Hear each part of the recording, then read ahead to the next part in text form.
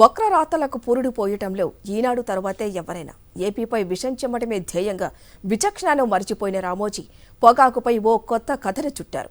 పొగాకు పంట బీమాపై ఇవ్వలేదని తెలివి తక్కువ రాతలు వచ్చేసి నవ్వుల పారేది. ఈనాడు రాసిన పంటల బీమా లేదు, ఈ క్రాఫ్ట్లో నమోదు కాలేదు అన్న వార్తలో నిజమేంటో ఇప్పుడు చూద్దాం.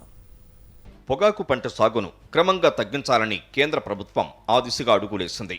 ప్రతి ఏటా పొగాకు సాగు విస్తీర్ణం తగ్గించే ప్రయత్నం చేస్తోంది. అసలు పొగాకు పంట ఆహార భద్రత పంట కాదు. పొగాకు ఉత్పత్తుల వినియోగంతో దుష్పరిణామాలు చోటు చేసుకుంటాయి. అందుకే ఈ పంటకు రాష్ట్రంలోనే కాదు దేశంలోనూ మరెక్కడా బీమా లేదు. నార్కోటిక్ ప్లాంట్గా గుర్తింపుతో ప్రధానమంత్రి ఫసల్ బీమా యోజన ద్వారా నోటిఫై చేసిన పంటల జాబితాలోనూ పొగాకుకు చోటు లేదు.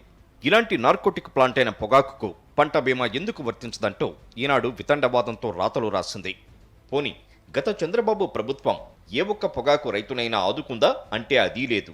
ఈ 4.5 ఏళ్లలో పొగాకు రైతులను అన్ని విధాలుగా ఆదుకున్న వైఎస్ఆర్సీపీ ప్రభుత్వంపై బురద చల్లడమే పనిగా పొగాకు చుట్ట కథలు చుట్టింది ఈనాడు.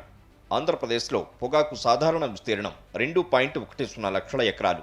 ఉమ్మడి ప్రకాశం, కర్నూలు, శ్రీ పొట్టి శ్రీరాములు, నెల్లూరు, కృష్ణా, ఉభయ గోదావరి జిల్లాల్లో సాగవుతోంది. ఏటా ఎన్ని మిలియన్ కిలోల పొగాకు ఉత్పత్తి చేయాలో, ఆ మేరకు ఎన్ని ఎకరాల్లో పంట సాగు చేయాలో కేంద్ర పొగాకు బోర్డు నిర్ణయిస్తుంది. అనుమతికి మించి సాగు చేసినా, అదనపు ఉత్పత్తి సాధించినా అమ్ముకోవాలంటే బోర్డు అనుమతులు తప్పనిసరి.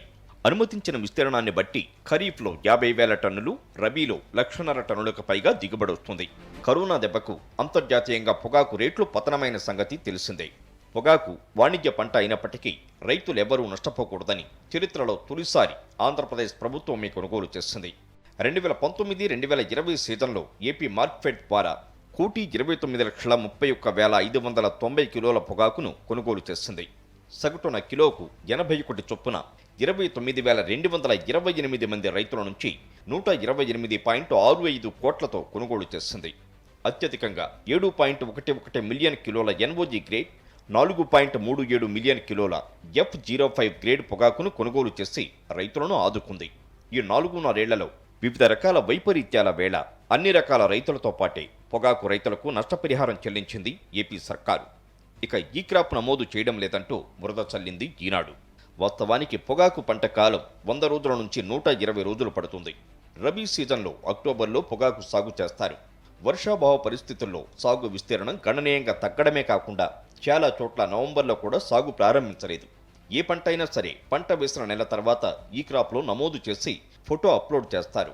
ప్రస్తుతం రబీ సీజన్లో ఇప్పటికే 25,000 ఎకరాల్లో సాగైన పొగాకు పంటను ఈ క్రాప్ నమోదు చేశారు. పంట నమోదు మొదలుపెట్టిన కొద్ది కాలానికి వచ్చిన మిచాంగ్ తుపానుతో పంట నీట మునిగిన ప్రాంతాల్లో నమోదు చేయడం కష్టంగా మారింది.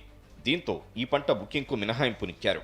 మరోవైపు ఈ క్రాప్ నమోదు అనేది ఇంకా కొనసాగుతూనే ఉంది. కరువు ప్రభావిత మండలాల్లో 1,600 ఎకరాల్లో పొగాకు పంట దెబ్బతిన్నట్లు గుర్తించారు. ఆ మేరకు పంట నష్టపరిహారం అందించేందుకు ప్రతిపాదనలు కూడా సిద్ధం చేశారు అధికారులు. మిచాంగ్ తుపానుతో 65,000 ఎకరాల్లో పొగాకు పంట దెబ్బతిన్నట్లు గుర్తించారు. పంట నష్టం తుది అంచనాల రూపకల్పన కోసం ఎన్యూమరేషన్ బృందాలు క్షేత్రస్థాయిలో పర్యటిస్తున్నాయి. అంచనాలు కొలిక్కి వచ్చాక నిర్దేశించిన పరిహారాన్ని అందించేందుకు ఏర్పాట్లు చేస్తున్నారు. ఈ విషయంలో పొగాకు రైతులు ఆందోళన చెందాల్సిన అవసరమే లేదు. వాస్తవాలు ఇలా ఉంటే రైతులను భయభ్రాంతులకు గురి చేయడానికి ఈనాడు తప్పుడు రాతలు రాసింది. ఈనాడు రాతల్లో అసలు నిజమే లేదు. పొగాకుపై రాసిన కథ మొత్తం పొగాకు చుట్ట మాదిరే ఉంది. ప్రభుత్వంపై బురద చల్లడానికే ఈనాడు కట్టుకథలు రాస్తోందనడానికి ఇదో నిదర్శనం.